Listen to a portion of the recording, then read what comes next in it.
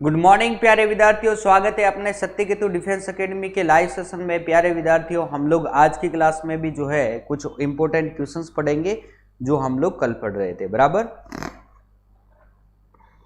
Okay. चलो तो class को स्टार्ट करते हैं। प्यारे विद्यार्थियों, आज की क्लास को हम लोग इंपॉर्टेंट क्वेश्चनों के साथ में स्टार्ट करते हैं और पहला अपना जो क्वेश्चंस जो है वो कुछ इस प्रकार से हैं। प्यारे विद्यार्थियों, जल्दी से आ जाओ और हम लोग कुछ मस्त क्वेश्चंस करते हैं जो अपने एग्जाम में आने के बहुत चांसेस बनते हैं। बराबर, तो पहला क्वेश्चन अपना है, किसी वनस्पति खाद्य में अधिकतम प्रोटीन होती है, इनमें से किस में जो है वो सबसे ज्यादा प्रोटीन होती है? चना, मटर, सोयाबीन या अरहर? तो ए बी सी डी किस में सबसे ज्यादा होगा? ओके, मोगल चोरू आर्मी लवर ऑफलाइन क्लास का क्या टाइम है उदयपुर भर्ती वालों का? प्यारे विद्यार्थियों, सभी की ऑफलाइन क्लास का एक ही टाइम है भाई, वो है 9:30 से लेकर के 2 बजे तक अपनी क्लास चलती है सत्यकेतु डिफेंस एकेडमी में। बराबर, okay. Puran Singh Bhati C answer दे रहे हैं। Dharmendra Sisodia, M S Chaudhary army lover, बहुत अच्छा। Achal Singh, very good. M S Chaudhary चौटन 46%, ओके, बहुत अच्छा, वेरी गुड।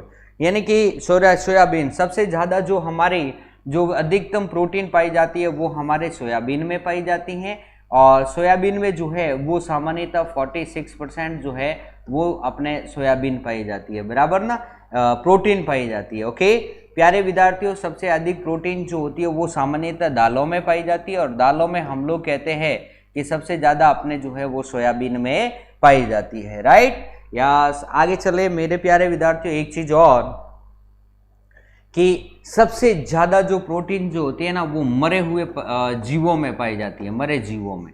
आई बात समझ में? जब मरे हुए जीवों में 50% तक जो है वो अपने का क्या पाई जाती है? प्रोटीन पाई जाती है।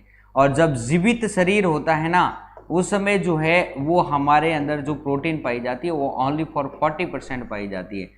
तो मरे हुए जीवों में जो है 50% पाई जाती है, इसलिए मांस में जो होता है वो सबसे ज्यादा प्रोटीन होती है। Right, okay. आगे चलते हैं हम लोग नेक्स्ट क्वेश्चंस की तरफ। अगला हमारा जो क्वेश्चंस आता है वो इस प्रकार से है। क्वेश्चन नंबर सेकंड, मानव शरीर में जल का अवशोषण हो सकता है वक्र में, वक्रीय नलिका में, यकृत में, यकृतीय कोशिकाओं में, वर्धांत्र में और अग्नाशय वाहिनी में? जल्दी से आंसर दो भाई, क्या होगा?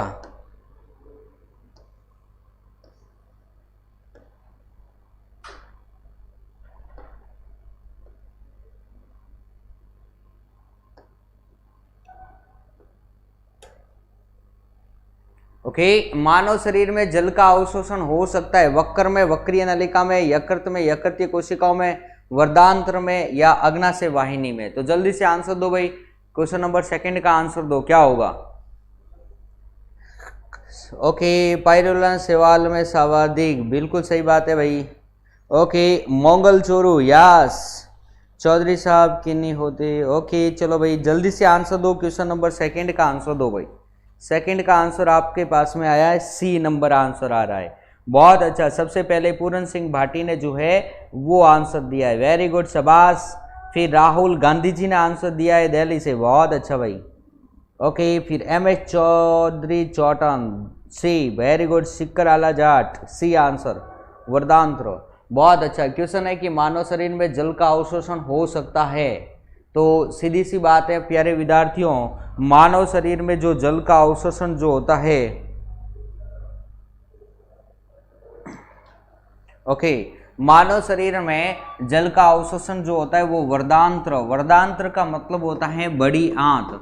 तो मेरे प्यारे विद्यार्थियों, जल का अवशोषण जो होता है वो बड़ी आंत में होता है। बराबर ना, ये चीज ध्यान में रखना है, यानी कि ऑप्शन नंबर सी जो है वो हमारा करेक्ट आंसर है। राइट, ओके चलो भाई, आगे चलते हैं, नेक्स्ट क्वेश्चंस की तरफ चलेंगे। और तंत्रिका तंत्र की इकाई मानी जाती है नेफ्रॉन, न्यूरॉन, आरबीसी या जीवाणु? तो प्यारे विद्यार्थियों, जल्दी से आंसर दो कि तंत्रिका तंत्र की जो इकाई जो है, यूनिट जो है, वो हम लोग किसे मानते हैं? क्वेश्चन नंबर 3 का आंसर दो, जल्दी से आंसर दो भाई, क्वेश्चन नंबर 3।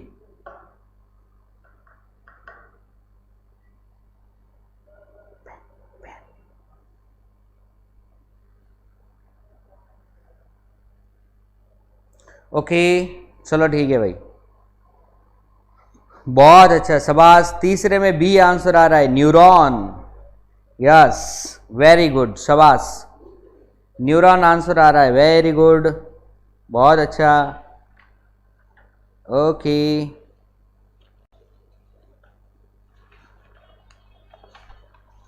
शाबाश। तो मेरे प्यारे विद्यार्थियों, सीधी सी बात है कि अपने तंत्रिका तंत्र, ओके, नर्वस सिस्टम की जो संरचनात्मक व क्रियात्मक इकाई जो होती है वो हमारी न्यूरॉन होती है, बराबर ना। यानी कि ऑप्शन नंबर बी जो है वो करेक्ट आंसर हो गई। और नेफ्रॉन जो होती है वो हमारे वक्र की संरचनात्मक व क्रियात्मक इकाई होती है, वक्र की संरचनात्मक व क्रियात्मक इकाई, संरचनात्मक व क्रियात्मक इकाई होती है, बराबर। ये चीज ध्यान में रखनी, ओके। चलो भाई, वक्र की संरचनात्मक क्रियात्मक इकाई नेफ्रॉन होती है और तंत्रिका तंत्र की अपने जो होती है वो क्या होती है, न्यूरॉन होती है। चलो आगे चलते हैं, नेक्स्ट क्वेश्चंस की तरफ चलेंगे। अगला हमारा क्वेश्चंस है क्वेश्चन नंबर 4। दो या दो से अधिक शुद्ध पदार्थों को किसी भी अनुपात में मिला देने से बनता है तत्व, यौगिक, मिश्रण या गैस। क्या बनता है, जल्दी से आंसर दो भाई, क्या बनेगा। दो या दो से अधिक शुद्ध पदार्थों को, मेरे प्यारे विद्यार्थियों, दो या दो से अधिक शुद्ध पदार्थों को किसी भी अनुपात में मिला दिया जाए। अगर मैं किसी भी अनुपात में मिला दूंगा तो क्या बनेगा, तत्व, यौगिक, मिश्रण या गैस बनेगा। चौथे में सी आंसर आ रहा है, बहुत अच्छा, शाबाश, सी, वेरी गुड। और अरे चौथे में सी और बी, अरे क्या बात है, सी और बी, बहुत अच्छा, शाबाश, क्या बात है। अरे ए भी आ गया, क्या बात है, तत्व भी आ गया, शाबाश। मंगल चोरू ए आंसर दे रहा है आज तो, आंसर ओनली फॉर, ओके चलो भाई ठीक है,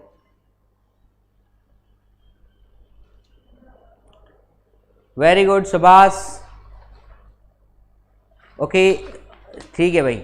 तो मेरे प्यारे विद्यार्थियों, शाबाश, अब आंसर सही आने लगा है, सबका आंसर आ रहा है सही, करेक्ट। मिश्रण, मेरे प्यारे विद्यार्थियों, मिश्रण होगा किसी भी अनुपात कह दो या अनिश्चित अनुपात कह दो, दोनों है तो एक ही ना, है ना, अनिश्चित अनुपात कुछ भी कह दो, बराबर ना। अगर यहां पर निश्चित अनुपात लिखा हुआ होता ना तो हमारे पास में हम लोग कहते कि हमारा जो आंसर जो होता वो यौगिक होता, निश्चित अनुपात, आई बात समझ में ना। तो ये चीज हमें ध्यान में रखनी है, ओके। आगे चले मेरे प्यारे विद्यार्थियों, चलो भाई, तो इस क्वेश्चन का आंसर सी राइट होगा। चलो आगे चलते हैं हम लोग नेक्स्ट क्वेश्चंस की तरफ। क्वेश्चन नंबर 5, निम्नलिखित में से कठोरतम पदार्थ कौन सा है। हीरा, संगमरमर, ग्रेफाइट और पत्थर का कोयला। बहुत सिंपल क्वेश्चन है भाई, जल्दी से आंसर भेजो, फटाफट भेजो जल्दी से, ताकि हम लोग जल्दी से क्वेश्चंस कर ले और आप 15 क्वेश्चंस के आंसर दे दो। चलो आगे जल्दी से चले। महेंद्र राज, राम राम, एग्जाम 24 को नहीं होगा। रावल सिंह, कोई बात नहीं भाई, नहीं होगा तो कोई बात नहीं। चलो ए आंसर आ रहा है, बहुत अच्छा, शाबाश। तो मेरे प्यारे विद्यार्थियों, निम्नलिखित में से कठोरतम पदार्थ कौन सा है। सीधा सी बात है, हीरा जो होता है वो प्रकृति का सर्वाधिक कठोर पदार्थ है। प्रकृति का सर्वाधिक कठोर पदार्थ कौन सा है, तो हम लोग कहते हैं हीरा है। और ग्रेफाइट, और एक हमारे पास में आती है फुलरेन। फुलरेन जो है वो मानव निर्मित सर्वाधिक कठोर पदार्थ, मानव निर्मित सर्वाधिक कठोर पदार्थ, मानव निर्मित सर्वाधिक कठोर पदार्थ, ओके, मानव निर्मित सर्वाधिक कठोर पदार्थ, ये चीज ध्यान में रखनी है, बराबर, यस। चलो भाई आगे चलते हैं, हम लोग अगले क्वेश्चंस की तरफ चलेंगे। और अगला हमारा क्वेश्चन नंबर 6, एलपीजी में मुख्यतः है मेथेन, प्रोपेन तथा ब्यूटेन, मेथेन तथा एथेन एंड हाइड्रोजन, मेथेन तथा एथेन। बहुत अच्छा क्वेश्चन है, जल्दी से आंसर दो भाई। एलपीजी में मुख्यतः है, क्या है भाई, जल्दी से आंसर दो। एलपीजी में मुख्यतः क्या होता है? बहुत अच्छा क्वेश्चन है, क्वेश्चन नंबर 6 जो है बहुत अच्छा है। एलपीजी में क्या होगा भाई, जल्दी से। एलपीजी की फुल फॉर्म होती है लिक्विफाइड पेट्रोलियम गैस। तो जल्दी से आंसर दीजिए, इस लिक्विफाइड पेट्रोलियम गैस में जो है वो क्या होता है? बहुत अच्छा आंसर भी आ चुका है, सभी प्यारे विद्यार्थियों का बी आंसर आ रहा है। 6 में बी, बहुत अच्छा। राहुल गांधी, चौधरी डी, हनुमान सिंह, सिकराला जाट, आर्मी रवल, अचल सिंह, मोगल चोरू। ओके, ठीक ठीक ठीक है, जल्दी से आंसर दो भाई।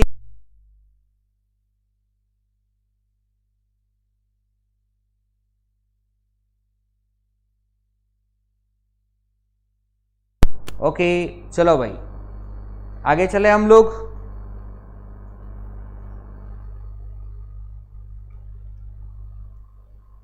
शाबाश, नेक्स्ट हम लोग चलते हैं आगे। क्या? Okay, Chaudhary D S Jat, B answer आ रहा है, बहुत अच्छा, शाबाश, वेरी गुड।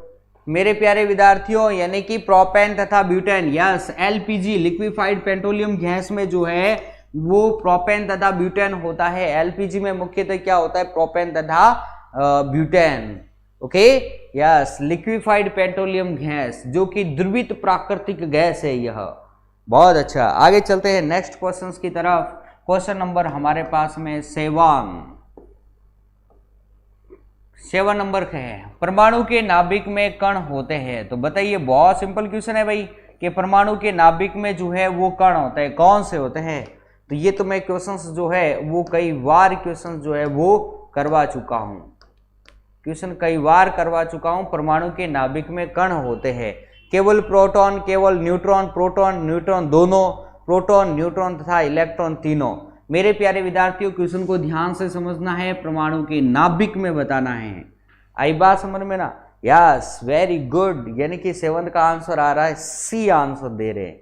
सबसे पहले धर्मेंद्र सिसोदिया ने आंसर दिया है, बहुत अच्छा। और धर्मेंद्र से भी पहले जो है वो सिकराला जाट ने दिया है, proton plus neutron. Dharmendra Sisodia, फिर आर्मी लवर, बहुत अच्छा, Mangal Choru, Teja Kumar, MS Chaudhary Chautan, Dharmendra Sisodia, very good, Puran Singh, Achal Singh, very good, शाबाश, तेजा कुमार, पवन कुमार, बहुत अच्छा भाई, शाबाश।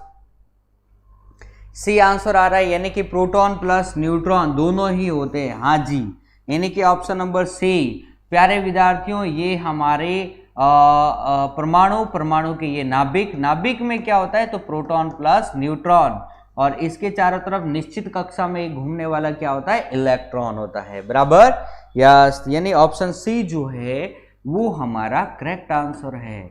आगे चलते हैं क्वेश्चन नंबर 8। फैराडे किसका मात्रक है? संधारित्र, विद्युत धारा, बल या दूरी? फैराडे भाई जल्दी से बताओ, फैराडे जो है वो किसका मात्रक किसका है भाई? जल्दी से आंसर दो, फैराडे किसका मात्रक है भाई? जल्दी से आंसर दो। संधारित्र, विद्युत धारा, बल या दूरी, किसका मात्रक है फैराडे? जल्दी से आंसर दो। फैराडे जो है वो किसका मात्रक है?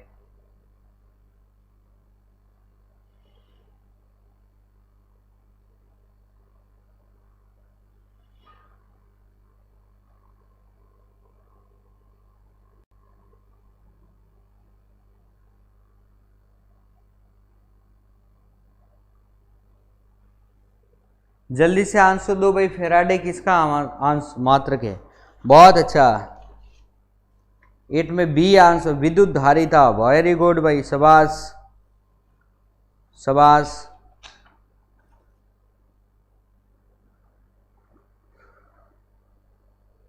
क्या बात है, बी आंसर आ रहा है, विद्युत धारा का। डी आंसर आ रहा है कि बी? बी बी बी किस, सभी का बी आ रहा है। अरे शाबाश, अरे मेरे प्यारे विद्यार्थियों, फैराडे विद्युत धारा का कहां से भाई? विद्युत धारा का मात्रक तो जो होता है वो एम्पियर होता है, ऐसा क्या कर रहे हो? Okay, ampere. ओके, और संधारित्र का जो मात्रक होता है वो हमारे होता है फेराडे, यानी ऑप्शन ए जो है वो सही है, बराबर ना सर? कहाँ होशियार, ए बी आंसर दे रहे, बी नहीं होगा, ए आंसर सही है, ठीक है ना? यस, मुकेश कुमावत, बहुत अच्छा। अरे विद्युत धारा आई बराबर क्या होता है? तो बराबर होता है Q अपॉन टी, यानी कि coulomb upon second, coulomb upon second, ये इसका मात्रक होता है और इसको हम लोग जो है एम्पियर से प्रदर्शित करते हैं। और संधारित्र जो है वो फेराडे का मात्रक है। फेराडे का मात्रक क्या है? संधारित्र का मात्रक क्या है? फेराडे। बल का मात्रक क्या होता है भाई?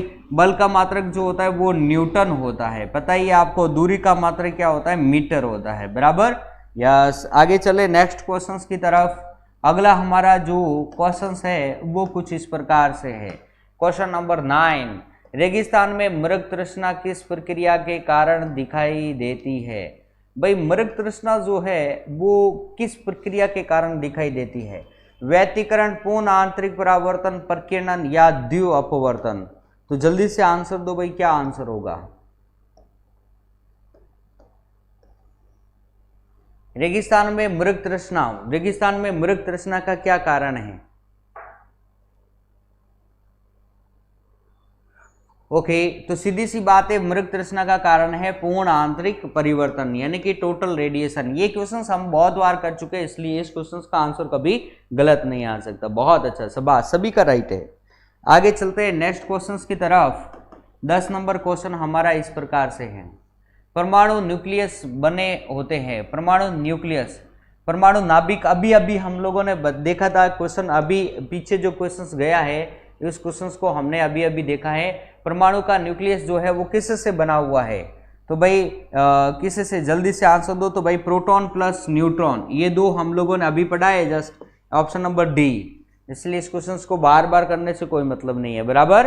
यस, ओके, आगे चलते हैं क्वेश्चन नंबर डी। ये हमने 10 नंबर अभी पीछे किया है, वापस आ गया है, कोई बात नहीं। आगे चलते हैं क्वेश्चन नंबर 11। इनमें से कौन सी एक परमाणु वाली गैस है? एक परमाणु वाली, यानी जिसकी परमाणुता एक हो, वो कौन सी गैस है? जल्दी से आंसर दो भाई। एक परमाणु वाली गैस, ये अच्छा है क्वेश्चन, जल्दी से सोच के आंसर दो भाई। क्वेश्चन नंबर 11 का आंसर दो, सोच समझ के आंसर दो भाई, क्या होगा? क्वेश्चन का सोच समझ के आंसर दो भाई, क्या आंसर होगा? जल्दी से। क्वेश्चन नंबर 11 का आंसर दो भाई, क्या होगा? परमाणु, इनमें से कौन सी एक परमाणु वाली गैस है?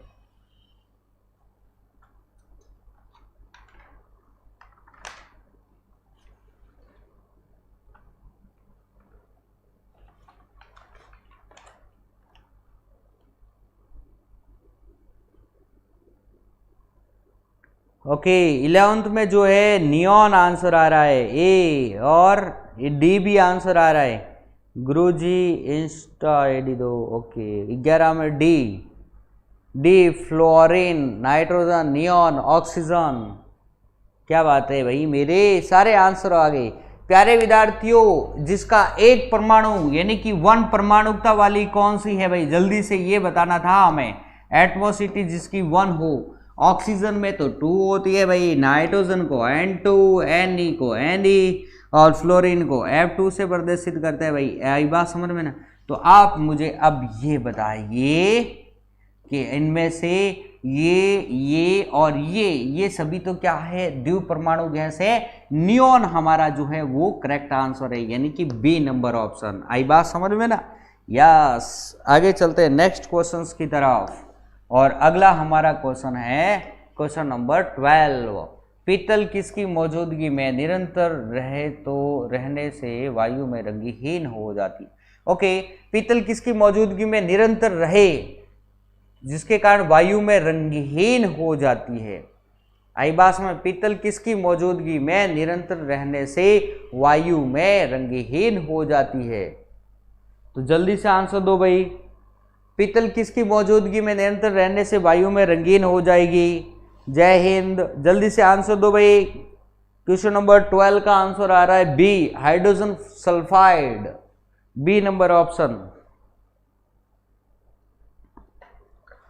ओके, जल्दी से आंसर दो भाई, बहुत अच्छा, शाबाश।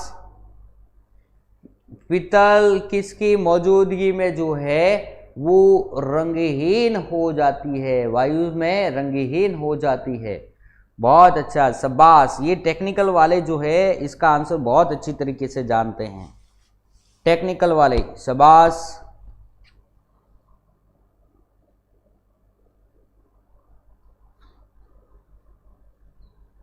मेरे प्यारे विद्यार्थियों, यहाँ से हम लोग देखते हैं हाइड्रोजन सल्फाइड, ये इस क्वेश्चन का जो है वो करेक्ट आंसर है, बराबर। हाइड्रोजन सल्फाइड, ये ऑप्शन नंबर बी जो है बिल्कुल करेक्ट आंसर है। पीतल जो है हाइड्रोजन सल्फाइड की मौजूदगी में रंगहीन हो जाती है, यानी ऑप्शन नंबर बी जो है वो करेक्ट आंसर है। आगे चलते हैं, नेक्स्ट क्वेश्चंस की तरफ चलते हैं।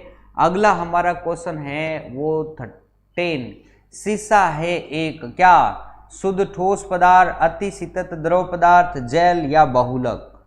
क्या है भाई, जल्दी से बताइए, सीसा क्या है? जल्दी से आंसर दो भाई, सीसा क्या है? सीसा है एक क्या, शुद्ध ठोस पदार्थ, अति शीतत द्रव पदार्थ, जेल या बहुलक?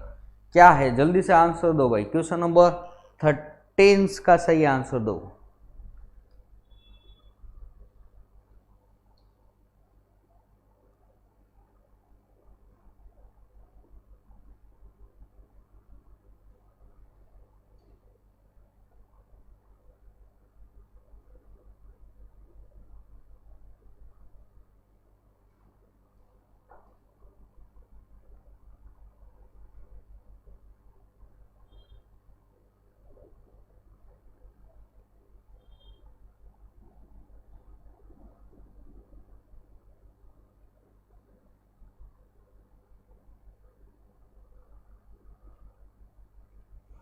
शाबाश, ग्लास का फॉर्मूला। ओके, 13 में जो है वो बी नंबर ऑप्शन आ रहा है, यानी अति शीतत द्रव। वेरी गुड मेरे प्यारे विद्यार्थियों, सीसा क्या है, तो सीसा जो है वो अति शीतत जो है वो ध्रुव पदार्थ है, यानी ऑप्शन नंबर बी जो है वो हमारा करेक्ट आंसर है। वेरी गुड, शाबाश, सबका आंसर एकदम करेक्ट आया है, क्या बात है, होशियार हो गए हो सभी। चलो, ये सारे क्वेश्चन मैं पहले भी करवा चुका हूं। क्वेश्चन नंबर 14 आज की क्लास का सेकंड लास्ट क्वेश्चन है हमारा। लोहा को जंग लगता है ऑक्सीजन के कारण, कार्बोनेटीकरण के कारण, या अपसल्कन के कारण, या संक्षारण के कारण? तो जल्दी से बताइए भाई, अपने लोहे को जंग लगता है। मेरे प्यारे विद्यार्थियों, आपको पता ही है कि लोहे को जंग कैसे लगता है। लोहा जब ये अपने पास में Fe यानी कि लोहा है, बराबर, ये लोहा है Fe, और इसकी अभिक्रिया जब हम लोग H2O से करवाते हैं, यानी कि जल वाष्प से, बराबर ना, यानी 2 and 3, तब हम लोग देखते हैं Fe2O3, और ये हमारा क्या है, फेरसोफेरिक ऑक्साइड, जिसे हम लोग बोलते हैं जंग। अब इसमें क्या हो रहा है, तो जल्दी से आंसर दो भाई। ओके, जल्दी से क्वेश्चन नंबर 14 का आंसर दो भाई, क्या होगा?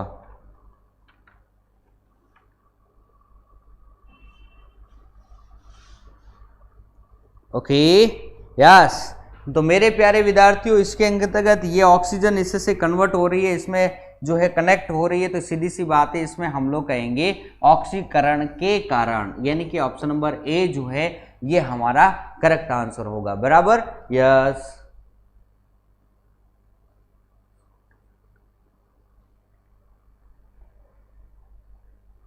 चलो आगे चलते हैं नेक्स्ट क्वेश्चन की तरफ, और आज की क्लास का last and final question.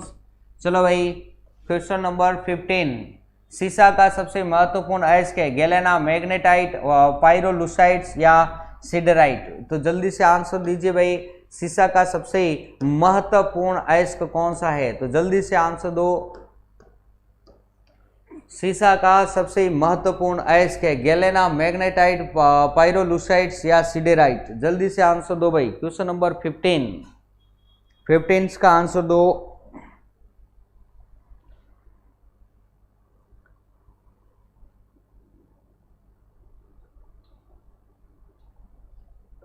Okay 15 में ए आंसर आ रहा है, बहुत अच्छा, शाबाश। ओके, शीशा का सबसे महत्वपूर्ण अयस्क कौन सा है? प्यारे विद्यार्थियों, शीशा का अयस्क एक ही है, अपने को पता है, मैग्नेटाइट, पायरोलुसाइट, सिडेराइट। ओके, ये तो अलग अलग है। मैग्नेटाइट, हेमेटाइट आपको पता ही है किसके है, लोहे के, सही है ना, बहुत अच्छा, शाबाश।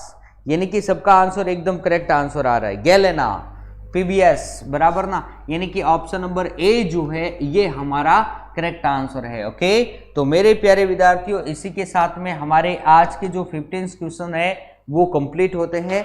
और